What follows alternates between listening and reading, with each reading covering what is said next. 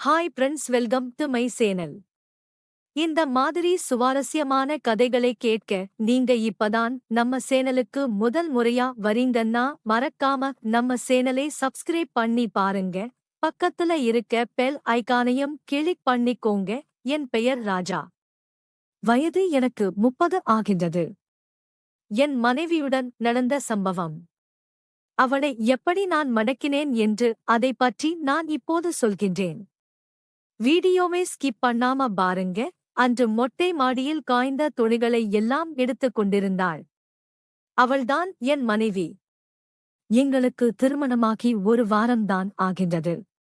இன்னும் எங்களுக்குள் எதுவும் நடக்கவில்லை. ஆனால் இன்று வரை என்னை பக்கத்தில் கூட அவள் சேர்த்ததே கிடையாது. திருமணமாகியும் பிரம்மச்சாரியாகத்தான் நான் வாழ்கின்றேன். காரணம், அவளுக்கு என்னை பிடிக்காது. என் அம்மாவின் அண்ணன் மகள்தான் அவள். அவளுக்கு பிடித்தது வேலையில் உள்ள மாப்பிள்ளையேதான்.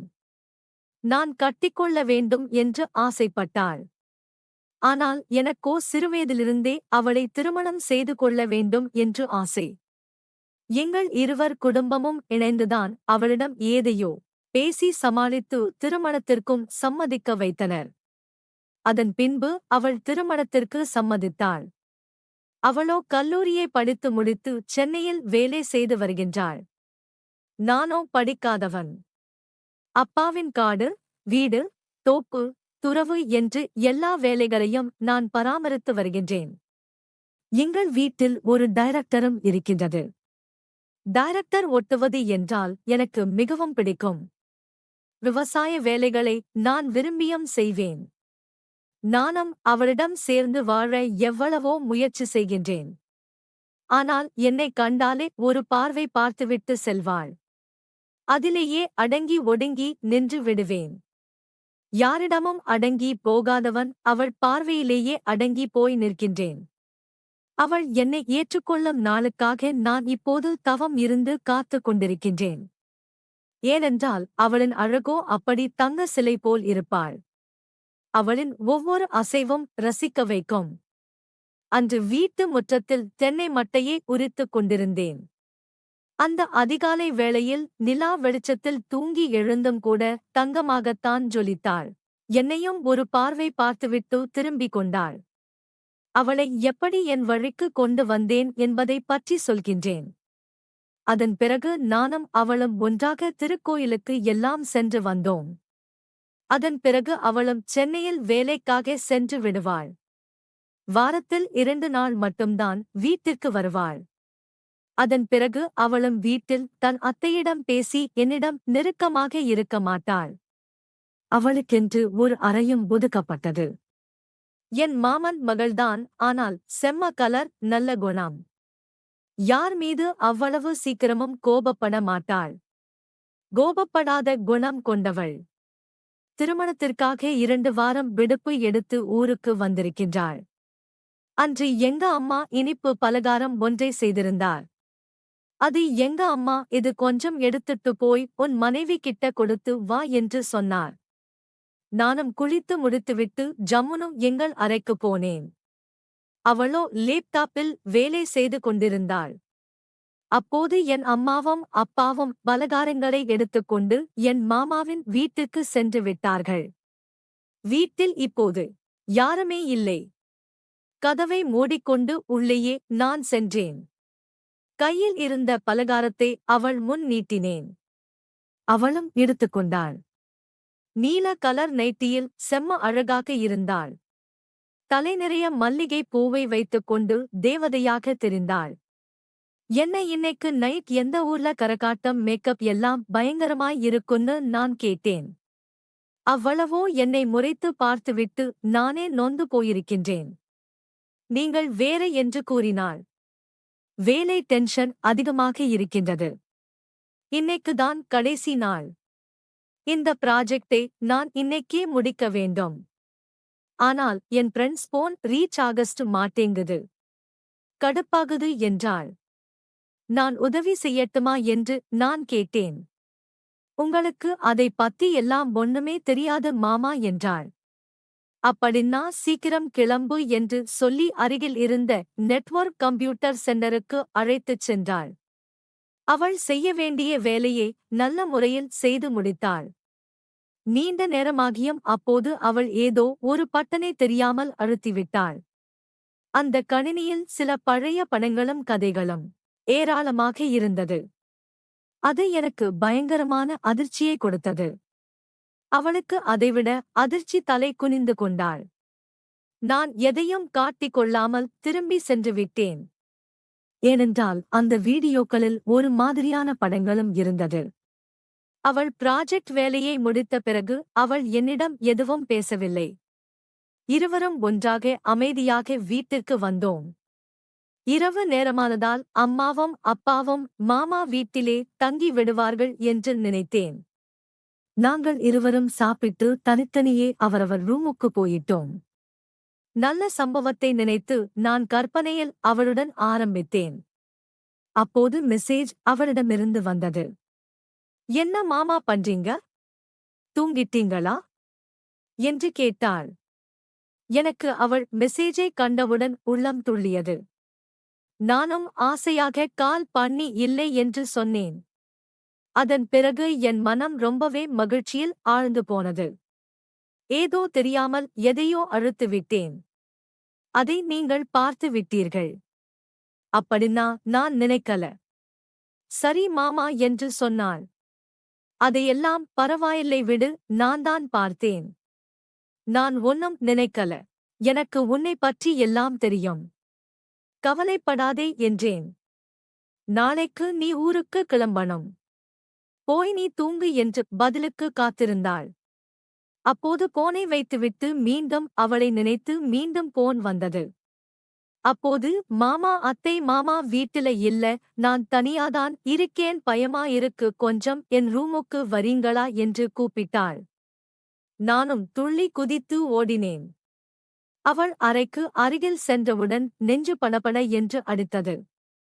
கதவை நான் தட்டினேன். மெல்ல திறந்தாள். கட்டிலில் கிடந்த செல்போனில் மீண்டும் அந்த படங்களை பார்த்தேன். அவள் முகத்தையும் உற்று பார்த்தேன். தயங்கி தயங்கி தலையை குனிந்தபடியே நின்றாள். மாமா இன்னைக்கு என் கூட தூங்க பயமாயிருக்கு மாமா என்று கூறினாள். நான் அவள் கணவன்தானே, ஒன்னா ஒரே அறையில் தூங்க யாருக்கும் அனுமதி தர தேவையில்லை என்று நினைத்து கொண்டே சரி என்றேன். அந்த குளிரிலும் அவளுக்கு வேர்த்தது. அதைத்தான் வந்துவிட்டேன் என்று அவள் கொஞ்சம் பயத்திலிருந்து வெளியே வந்தாள். அவளுடன் நெருக்கமாக உரசி உட்கார்ந்து கொண்டிருந்தேன். அவளோ என்னையே வெறித்து பார்த்து கொண்டிருந்தாள். எனக்கு உடம்பெல்லாம் ஒரு மாதிரி ஆகிவிட்டது. என் உடம்பெல்லாம் ஏதோ மாற்றங்கள் எனக்கு புரிந்துவிட்டது. இது எதனால் என்று மனசு ஒரு மாதிரி தடுமாறியது. என் உடலில் ஏற்பட்ட மாற்றத்தை அவளும் உற்று பார்த்து தடுமாறினாள் என்பது எனக்கு நல்லாகத்தான் தெரிந்தது. என்ன செய்வது என்று தெரியாமல், மாமா ஒரு காப்பி போட்டு தருவீங்களா என்று கேட்டாள். நானும் சரி என்று சொல்லி தலையே ஆட்டிவிட்டு எழுந்து போய் காப்பியும் போட்டுவிட்டேன். அவள் என் முன் தடுமாறி தயங்கி நிற்க முயலாமல் நான் என்னை அங்கிருந்து அனுப்பிவிட்டாள் போல நானும் டீயும் பாலும் எடுத்துக்கொண்டு அறைக்குள் நுழைந்தேன். அவள் டீயை கையில் எடுத்துவிட்டு இன்னொரு கப்பில் இருந்த பாலையும் பார்த்து கேட்டாள். மாமா நீ பால்தான் குடிப்பியா என்றாள். நான் அவள் கண்களை பார்த்தவாறே பால் குடிக்க ரொம்ப பிடிக்கும் என்றேன். அவளின் பார்வை சற்று மாறாது. பாலில் சர்க்கரை போட்டு கலந்தால் சுவை இன்னும் சரியாக இருக்கும் என்று நக்கலாக சொன்னாள். அவளும் குரல் உயர்ந்தது. உள்ளுக்குள் சிரித்துக்கொண்டே நானும் தடுமாறி காபி நல்லா இருக்கு என்றேன். அவள் எதை நினைத்து கொண்டு சொன்னாளோ தெரியவில்லை. கொஞ்சம் தூக்கலாக தான் இருக்கின்றது என்றாள். எனக்கு புரிந்துவிட்டது. பொண்டாட்டிதானே, அவளுக்கும் ஆசை இருக்காதா என்று நானும் கணவரின் கடமையை செய்ய காத்துக் கொண்டிருந்தேன். ஆனால் இன்னும் அவளிடமிருந்து எந்த ஒரு சிக்னலும் எனக்கு வரவில்லை. அதனால் கொஞ்சம் பயமாகத்தான் இருந்தது. அவள் முன்னாடி இருந்த சொம்பை பார்த்து கொஞ்சம் தண்ணி வேண்டும் என்று கேட்டேன். அதன் பிறகு அந்த தண்ணியையும் அவள் கொடுத்தாள். வேண்டுமென்றே அவள் கையை தடவி வாங்கினேன். முகத்தில் எந்த எதிர்ப்புமே இல்லை. தண்ணீர் குடித்தேன். கையை நீட்டினாள். சொம்மை வாங்குவதற்காக நான் அவள் கையை அவள் கை மீது பிடித்தேன். சிக்னல் கிடைத்தது போல் எனக்கு தோன்றியது. மெதுவாக நெருங்கி அவள் அருகில் வரும்போது வாசல் படியில் குரல் கேட்டதால் என் அம்மாவும் அப்பாவும் சிவ பூஜையில் கரடி நுழைந்த மாதிரி வந்துவிட்டார்கள். சட்டென்று விலகி கதவை திறந்தேன். என்னம்மா இந்த நேரத்துல இங்க வந்திருக்கறீங்க? மாமா வீட்டுல தங்கிக்கலன்னு நினைச்சேன் என்றேன். நானும் உன் அப்பாவும் அங்கதான் தங்கிக்கலாம்னு நினைச்சோம். ஆனா உங்க அத்தக்காரி இருக்காளே இந்த பொண்ணு தனியா இருப்பா, பயப்படுவான்னு அனுப்பி விட்டுட்டா, நான் என்ன பண்றதுப்பா என்று கூறினாள். நீயும் உன் பொண்டாட்டியும் ஒன்னா தூங்குனா நாங்க ஏண்டா இந்த நேரத்துல இங்க வரோம் என்று கூறினார். அதன் பிறகு சரிமா உள்ள வா என்று கூறினாள். அதான் எல்லாத்தையும் கெடுத்துட்டீங்களே என்று கடுப்பாகி அம்மாவிடம் பேசிவிட்டு என் பொண்டாட்டி கிட்ட சொல்லிட்டு என் அறைக்குள் புகுந்து கொண்டேன். ஆனால் அவள் சொல்ல முடியாமல் ஏக்கமாய் ஆசையாய் பார்த்து மனதில் ஓடிக்கொண்டே இருக்க ஒடுங்கி படுத்துக் கொண்டாள். காலையில் அவள் விடுமுறை முடிந்தவுடன் ஊருக்கும் சென்று விட்டாள். நான் காலையில் வேலைக்கும் வந்துவிட்டேன். வேலையில் நாட்டமே இல்லை. அவளிடமிருந்து ஒரு போன் கூட இல்லை. வெள்ளிக்கிழமை அன்று நான் கம்பெனியில் வேலை செய்து கொண்டிருந்த போது என் போன் ஒளிர்ந்தது. யார் என்று பார்த்தால் என்னுடைய மனைவி அழகு தேவதை. கால் அட்டெண்ட் செய்தேன். எங்கே இருக்கின்றீங்க மாமா மாமா என்று கேட்டாள். நானும் இங்குதான் வேலை பார்த்து கொண்டிருக்கின்றேன் என்று சொன்னேன். நல்லா இருக்கீங்களா என்று கேட்டாள். ஆனால் மனசுதான் சரியில்லை என்றேன். என்னாச்சு என்று கேட்க அவளோ அதெல்லாம் ஒன்றுமில்லை என்று கூறினாள். இந்த வாரம் எப்போ ஊருக்கு வருவ என்று கேட்டேன். வீட்டுக்கு சென்று கேட்டு சொல்கின்றேன் என்று சொன்னாள். நான் நாளைக்கு மாலை 7 மணியிலிருந்து ஒரு 8 மணிக்குள்ள வருவேன் என்று சொன்னாள். அதன் பிறகு அப்படியா? சரி வாங்க பார்க்கலாம் என்று சொன்னவுடன் அழைப்பை துண்டித்து விட்டாள். எனக்கு புரிந்துவிட்டது.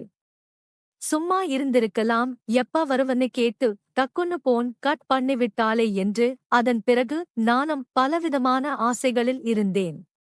எனக்கு ஏதோ யோசிக்க தோன்றியது. என்னமோ போல் இருந்தது.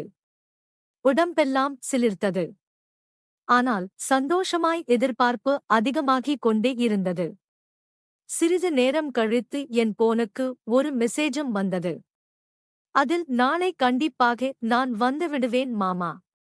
நீங்கள் என்னை மிஸ் பண்ணி விடாதீர்கள் என்று கூறினாள். அதை படித்தவுடன் எனக்கு தலையும் காலும் புரியவில்லை. சந்தோஷத்தில் படபடவென முதல் முறையாக என் மனைவி அவள் சம்மதத்துடன் நான் பண்ண போகின்றேன் என்பதே எனக்கு சந்தோஷம்தான். அந்த இடத்தில் என் பொண்டாட்டியை பற்றி கண்டிப்பாக சொல்ல வேண்டும் அல்லவா? அவள் நல்ல வெள்ளையான உருவம். எனக்கேத்த உயரம் இருந்தாலும் அதற்கு ஏத்த நல்ல உடல் வலிமையாக இருப்பாள். பேசும்போது கொஞ்சம் கொஞ்சம்தான் பேசுவாள். அவள் பேசும்போதே அவள் கண் சிமிட்டிக் கொண்டே பேசுவது மிகவும் அழகாக இருக்கும். பொட்டு வைத்தால் அவள் முகம் மிகவும் அழகாக இருக்கும். முதலில் அவள் என் மனைவியாக வந்தபோது அவளைப் போன்ற ஒரு பெண்ணை நான் திருமணம் செய்ததே என் பாக்கியம்தான். சிறு வயதிலிருந்து மனைவியாக நினைத்தவளை கண்டிப்பாக மனம் முடிக்க வேண்டும் என்று என் எண்ணம் எப்போதும் மனதில் ஓடிக்கொண்டே இருக்கும். இப்பொழுது அவள் என் மனைவி. அன்று செல்போனில் வந்த படங்களை பார்த்த பின் அன்றே அவளுடன் எப்படியாவது இணைந்திருக்க வேண்டும், எப்படியாவது சம்பவம் பண்ண வேண்டும் என்ற எண்ணத்தில் அவளை நினைக்கும் போதெல்லாம் பித்து பிடித்திருந்தேன். இப்பொழுது அவளிடம் நிறைய மாற்றமும் உள்ளது. என்னை ஏற்றுக்கொண்டாள் என்று தோன்றுகின்றது. அவளின் பார்வையும் பேச்சு செயலும் அனைத்தும் அவளின் விருப்பத்துக்கு ஏத்தபடி நடந்து கொண்டாள். அப்போது அவளுக்கு என்னை பிடித்திருந்தது என்று நான் நினைத்தேன். எதுவும் சொல்லாமலே அங்கிருந்தும் சென்று விட்டாள். அன்றிலிருந்து நான் அவளை பார்க்கவும் பேசவும் இல்லை. அவளும் என்னை போனில் கூட அழைக்கவில்லை. மனதில் சிறு குழப்பத்தோடு இருந்தேன். இப்பொழுது அவளிடமிருந்து அழைப்பு வந்த பிறகுதான் எனக்கு சந்தோஷமும் வந்தது. அதுவும் முக்கியமான விஷயத்தை பற்றி சொன்னவுடன் எனக்கு தலைகால் புரியவில்லை. இந்த முறை எப்படியாவது எங்கள் வாழ்க்கையை தொடங்கிவிட வேண்டும் என்ற எண்ணத்தில் மனதிற்குள் வைராக்கியம் கொண்டேன். பொழுது விடிந்ததால் சனிக்கிழமை நேரம் நகராமல் நொடிகளும் நேரங்களையும் போல சென்று கொண்டே இருந்தன. இப்படியே பொழுதும் விடிந்து இந்த நாள் முடிவில் சனிக்கிழமை மாலை 7 மணியும் ஆனது. நானும் அன்று வேலைக்கு சென்று விட்டேன். அன்று வேலை முடிய வழக்கத்தை விட சற்று நேரம் அதிகமும் ஆனது. பதட்டத்துடன் அப்போது தென்னந்தோப்பில் இருந்து கிளம்பி ஒரு 8:30 மணிக்கு வீட்டுக்கு சென்று கொண்டிருந்தேன். ஒரு மெசேஜும் வந்தது. அதை எடுத்து பார்த்தால் என்னுடைய மனைவி, என் மாமா எங்கே இருக்கிறீர்கள், ஏன் இன்னும் வீட்டுக்கு வரவில்லை என்று கேட்டாள். நான் உடனே மகிழ்ச்சி ஸ்மைலி செய்துவிட்டு இன்னும் ஒரு அரை மணி நேரத்தில் வந்துவிடுவேன் என்று பதிலையும் அனுப்பினேன். நான் வீட்டின் முன் வண்டியை நிறுத்தியவுடன் வாசலில் எனக்காக காத்துக் கொண்டிருந்தாள். என்னை பார்த்தவுடன், ஏன் மாமா இவ்வளவு லேட், நான்தான் 8 மணிக்குள்ள எல்லாம் வந்துவிடுவேன் என்று சொன்னேன்ல, என்ன இப்போ நான்தான் வந்துட்டேன்ல என்று சொன்னாள். எனக்காக இன்னைக்காச்சும் சீக்கிரம் வீட்டுக்கு வந்து விடுங்கன்னு நினைச்சேன். ஆனா நீங்க இவ்வளவு விளையாட்டா வரீங்க என்று கோபத்துடன் முகத்தை திருப்பிக் கொண்டாள். சரி சரி, நான்தான் வந்துட்டேன்ல, கோச்சுக்காத என்று கூறினேன். புன்னகையுடன் சரிமா என்று சொல்லிவிட்டு வீட்டிற்குள் நுழைந்தோம்.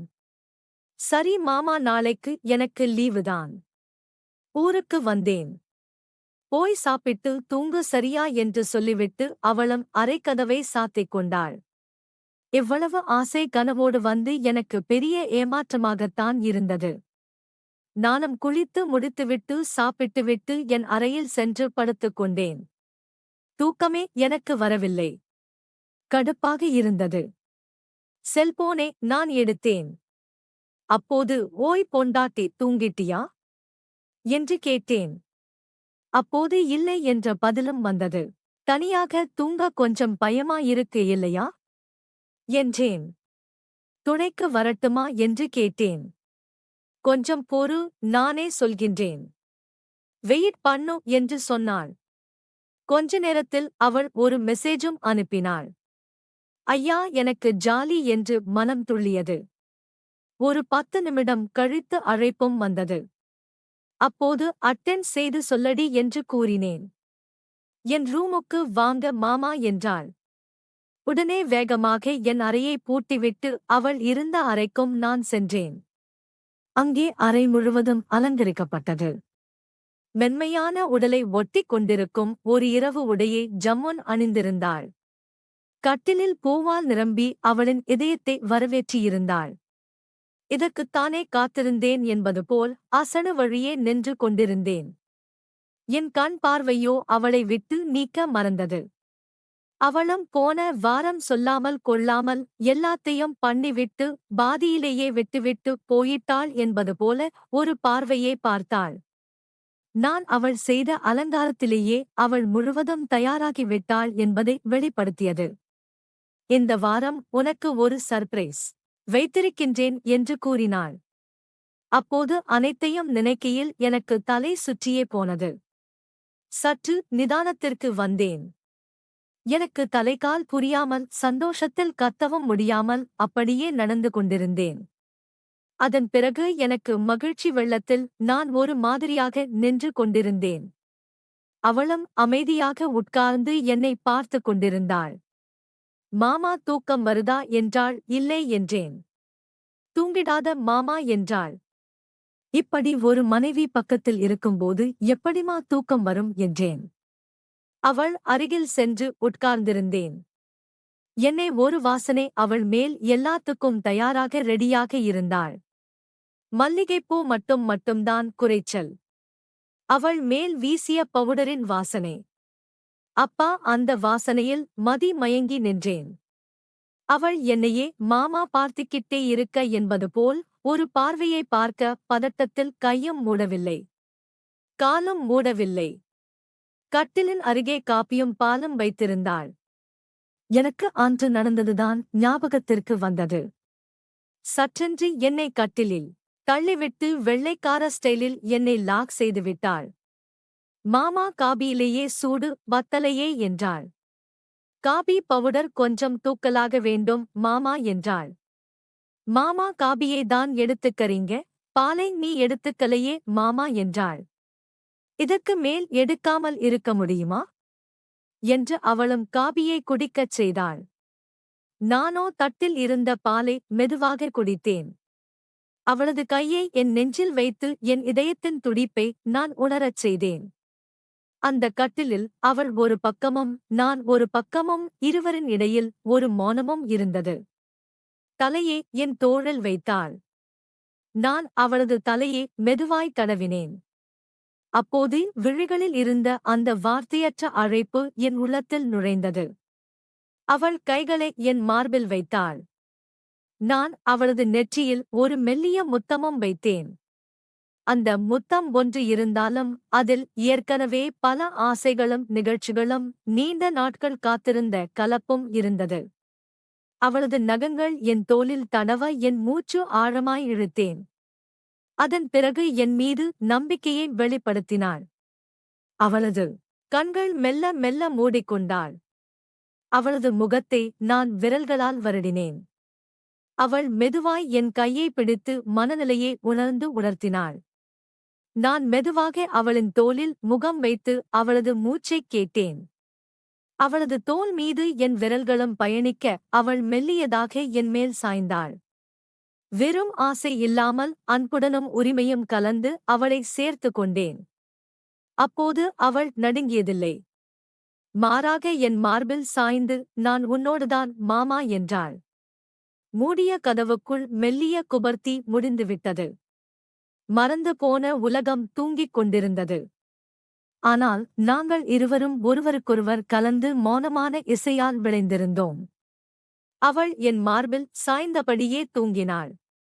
அவளது மூச்சின் இசை என் நெஞ்சை தொட்டுக்கொண்டே இருந்தது. சிறு சிறு துடிப்புக்கள் என் வாழ்க்கையின் புதிய அத்தியாயம் போல தோன்றியது. அவளது முகம் முகத்தோடு மென்மையாக இருந்தது. நான் மெதுவாக அவளது நெற்றியில் முத்தமிட்டேன். இனி நாட்கள் எல்லாம் இதே மாதிரிதான் இருந்தால் போதும் என்று என் உள்ளம் சொல்லியது. காலையில் சூரியன் நுழையும் ஒளியில் அவளது கண்கள் மெதுவாக திறந்தது. அவள் கண்கள் நேராக என்னை பார்த்து அந்த பார்வையும் வெட்கமும் பாசமும் கலந்திருந்தது. மாமா என்றாள் மோனக் குரலில். நான் மெதுவாக அவளது கையை பிடித்து, கல்யாணமானதால் இப்பதான் உண்மையாய் நம் வாழ்க்கை ஆரம்பிச்சிருக்கு என்றேன். அவள் தலையை என் மார்பில் வைத்து இனி நாளையெல்லாம் உன்னோடவே நான் இருக்கணும் மாமா என்றாள். நான் ஒன்றும் பேசவில்லை. மௌனமாக அவளை அணைத்தேன். அவளின் உள்ளத்தில் நான் வந்துவிட்டதை அவளும் உணர்ந்தாள். அந்த காலை புதிய சூரிய உதயம் போல் இருந்தது. அவளும் நானும் ஒரே பக்கத்தில் இல்லாத நிம்மதியில் ஒருவரை ஒருவர் பார்த்து கொண்டோம்.